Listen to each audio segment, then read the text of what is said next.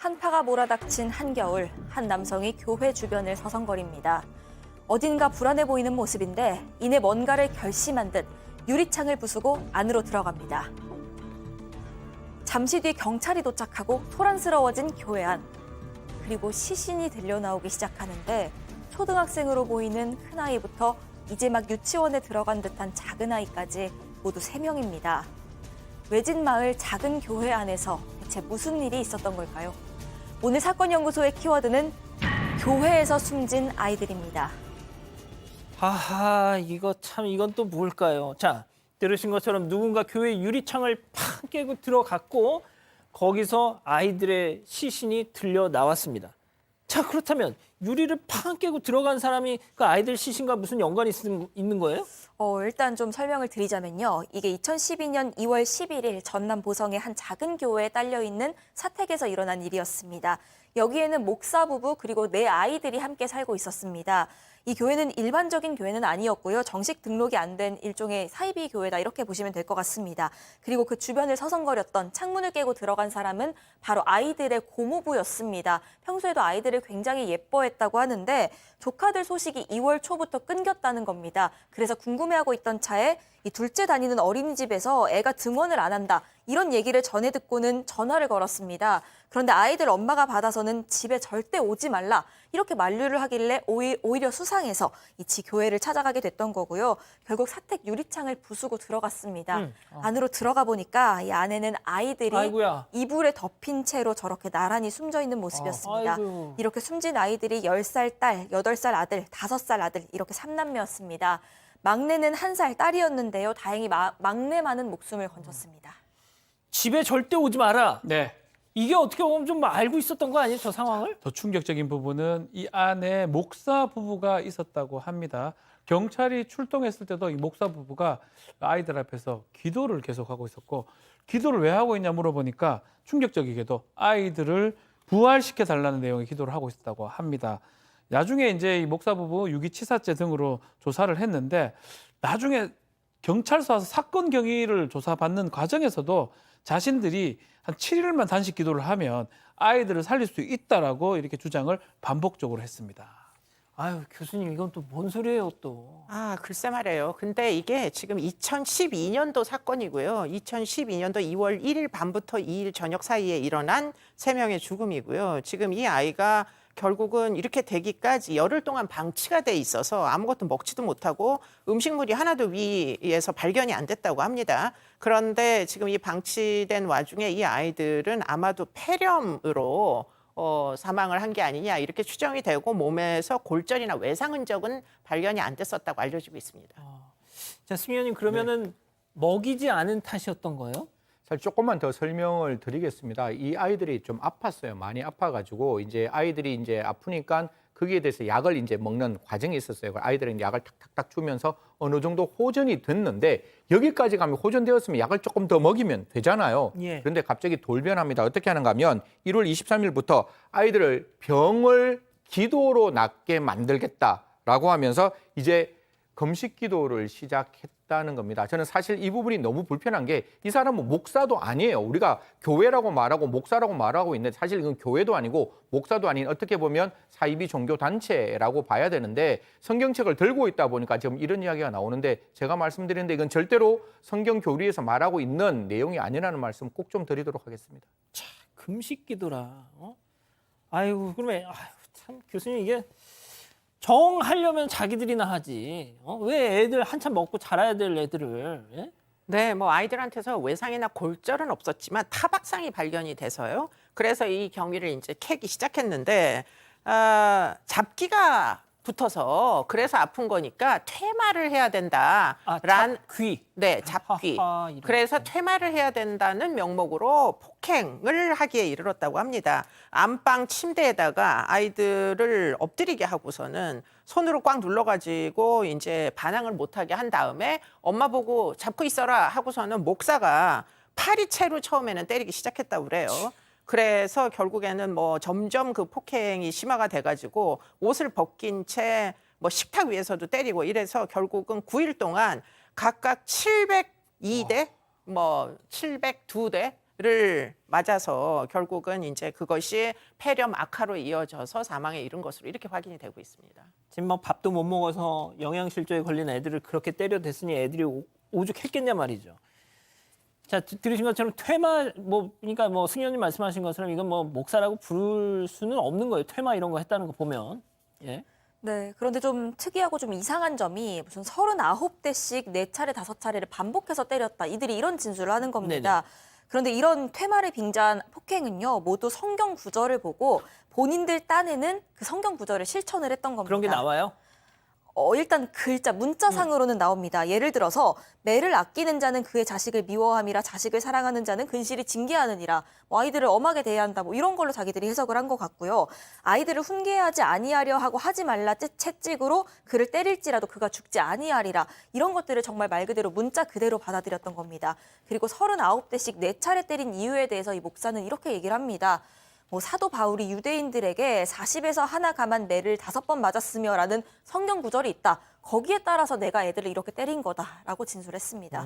40에서 하나 감했다. 그래서 39대씩 애들을 이렇게 때렸다. 자, 그러니까 이런 경전의 문구를 그냥 나온 그대로 하는 사람들이 결국 근본주의자가 돼가지고 막 외국에서 보면 이렇게 테러 일으키고 하는 겁니다. 이건 믿음이 아니죠. 예. 자, 아무튼 그때 이 자칭 목사 부부 현장 검증을 했었는데요. 그 영상 잠깐 보고 가시죠.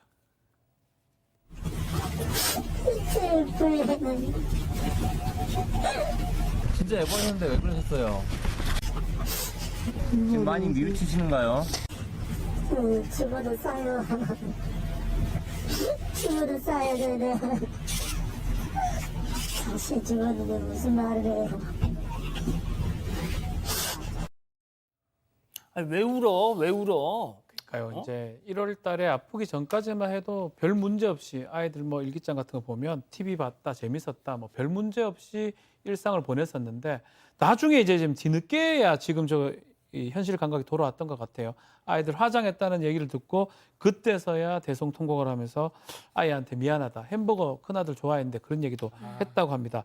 자, 근데 수사를 하던 경찰이 뭔가 제3의 존재를 포착을 합니다. 그 엄마가 쓰던 공책에 이모라는 사람이 자꾸 언급이 됐습니다. 이모 누구누구. 알고 보니까 이모라는 인물이 인근에 사는 45세 여성 장모 씨였던 겁니다. 장모 씨는 또 뭐예요, 이거? 그게 아까 교회가 굉장히 작은 교회고 단촐한 교회다 보니까 그 교회에서 이 아이를 위해서 열심히 기도하고 있는 여성이 장모 씨였습니다. 근데 장모 씨가 이제 무슨 이야기를 듣는가 하면 이렇게 목사 부부의 아이들이 아프다는 얘기를 전해 듣고는 여기서 이제 시작된 겁니다. 퇴마를 해야 한다라는 이야기를 들었고 사실상 이게 굉장히 좀 이렇게 말도 안 되는데 아이들이 이제 조금 어느 정도 폭행을 당하면 너무 힘들면 아이들이 이렇게 입에 거품을 물 수가 있는데 그 거품을 무는데 장씨는 이렇게 이야기했답니다. 괜찮다. 악마의 거짓 거품이다. 라는 이야기를 하면서 폭행을 계속 하라라고 종용을 했다는데요. 사실 목사 부부는 이자의 말을 믿고 이런 3남매를 계속 폭행했다고 하는데 그래서 제가 더더욱 아까 말씀드리잖아요. 정말 이 사람의 어떤 말을 듣고 있는 사람이 정말 목사가 맞냐? 저는 아니라고 생각합니다. 예. 교수님, 이런 걸 또 맹신하는 건 또 뭐예요? 어떻게 보면 목사가 자기들이 정신적 지주가 어떻게 보면 돼야 되는 판에 자기들이 이렇게 끌려가고 있었어요. 그러니까 이제 어떻게 보면 가장 배후에 장 씨라는 여자가 있고요. 그 장 씨에게는 아픈 딸이 있었다고 하고 그래서 이 장 씨라는 자가 이 이제 사이비 목사이긴 하나 여기가 교회처럼 생기니까 거기 가가지고 기도를 이제 하던 와중에 이 목사에게 영향력을 행사하게 됐는데 그 목사는 또 그 아이 넷을 데리고 있는 그 엄마를 편입을 시켜가지고 이게 아주 독특한 어떤 위계가 있는 구조로 형성이 돼요. 그러면 가장 나쁜 영향을 미치는 이 장 씨라는 사람은 일종의 이제 나머지 사람들한테 가스라이팅을 하는 겁니다. 나머지 사람들의 신앙을 이제 이용을 해가지고 사실은 원래는 이 장 씨가 목적이 뭐였느냐? 이 목사 아마도 그 엄마의 재산도 마찬가지였을 텐데 전부 편취를 하게 되는 거예요. 수백만 원을 결국은 이제 다 편취를 하는 과정에 있었고 총액으로 따지니까 2,200만 원 가량을 갈취하는 와중에 돈을 이제 뺏어가는 대신에 이런 식으로 이제 정신을 현혹을 시킨 거죠. 퇴마를 해야 된다. 뭐 너 얘가 아프니까 뭐 때려야 된다. 이런 식으로 이제 현혹을 시켜가지고 오도 가도 못하게 거의 볼모로 잡아놓는 이런 상황이 벌어졌던 겁니다. 아니 어떻게 저런 얘기를 듣고 자기 아이들을 저렇게 할 수가 있어요? 네, 근데 사실 애초에 이 목사 박 씨는 진짜 목사 계속 말씀하셨지만 진짜 목사도 아니었습니다. 고등학교를 중퇴를 했고요. 검정고시를 봤습니다. 그리고 1999년도부터 종파가 따로 없는 이 전남 진도의 한 교회에서 신앙생활을 시작을 했고요. 그러다가 2009년 3월에 보성으로 넘어옵니다. 월세 20만 원짜리 1층짜리 단독주택을 얻어서 목사 안수도 당연히 받지 않은 상태였는데 저렇게 개척교회를 세웠습니다.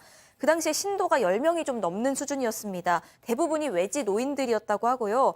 이 주민들에 따르면 이 교회인 줄 알았는데 뭔가 다른 교회와는 좀 분위기도 다르고 분위기도 좀 마음에 안 들고 그런데 그렇다고 해서 교회를 나오라고 뭐 적극적으로 전도를 한다거나 강요를 한다거나 이런 부분도 없었기 때문에 주민들이랑 목사 부부가 거의 왕래가 없었다는 겁니다. 그래서 이 목사 부부에게 아이들이 4명이나 된다는 사실도 대부분의 주민들은 몰랐다고 합니다. 어떤 처벌을 받았습니까? 자, 유기모치사 이런 것들이 문제가 돼서 1심에서는 이 목사 같은 경우 징역 10년이 되고요. 부인 아내 징역 3년에 이 배우자로 보이는 장모 씨 징역 10년을 선고를 했습니다. 2심에서는 약간 감형이 됩니다. 목사 박 씨는 징역 7년으로 떨어지고요. 또 아내 같은 경우 징역 3년에 집행유예 5년이 적용이 됩니다. 그래서 뭐 풀려났는데 그 이유는 뭐냐면 피해자들을 해치려고 한 게 아니고 비정상적인 종교적 어떤 관념에 의해서 이런 범죄를 저질렀고 뭔가 이 자녀들의 사망에 의해서 자신들도 고통을 받았다는 것들을 감안해서 2심에서는 형이 조금 떨어진 것입니다. 지금 나왔잖아요, 그러면. 나왔죠. 네, 나왔을 것으로 예상이 됩니다. 교수님, 나왔습니다. 지금 사건 반장 보면서 쟤네들 지금 우리 얘기하고 있네. 지금 그러고 있을 거예요. 자, 그리고 자녀 넷 중에 사망한 3명을 빼고 막내는 그때 이미 이렇게 그 집으로 또 갔을 가능성도 높답니다. 그렇죠. 친권자이기 때문에 결국은 그 아이가 일시로 뭐 제3자에게 맡겨졌어도 결국은 다 돌아갔을 텐데 제가 좀 이해가 안 되는 게 왜 감형을 했는지가 이해가 안 돼요. 자녀를 학대해서 치사에 이르게 했는데 부모한테 자녀를 잃어서 좀 너무 힘들지 않느냐 하면서 감형을 해줬다는 게 이게 도대체 가해자가 학대 가해자인데 그래서 학대 피해자는 피해 아동은 사망했는데 가해자에게 이렇게 관대해도 되는 건지 이해가 잘 안 되고요. 그런데 이제 곰곰이 생각을 해보면 이 형벌은 2012년도 형벌이에요. 지금 같으면 이건 터무니없습니다. 맞습니다. 이렇게 판결 안 내려지고요. 지금 아동학대 처벌법이 있어서 아동 살해죄로 아마 무기징역 정도 나왔을 것 같은 이런 사건입니다. 그렇기 때문에 너무 이 형량에 대해서 지금 이 시점에 우리가 이렇게 뭐 이러면 안 되겠다 이런 경각심 정도를 가지고 지금은 이렇지 않다라는 점을 마지막으로 말씀드리겠습니다. 알겠습니다. 자, 오늘 사건연구소 이렇게 정리하고요.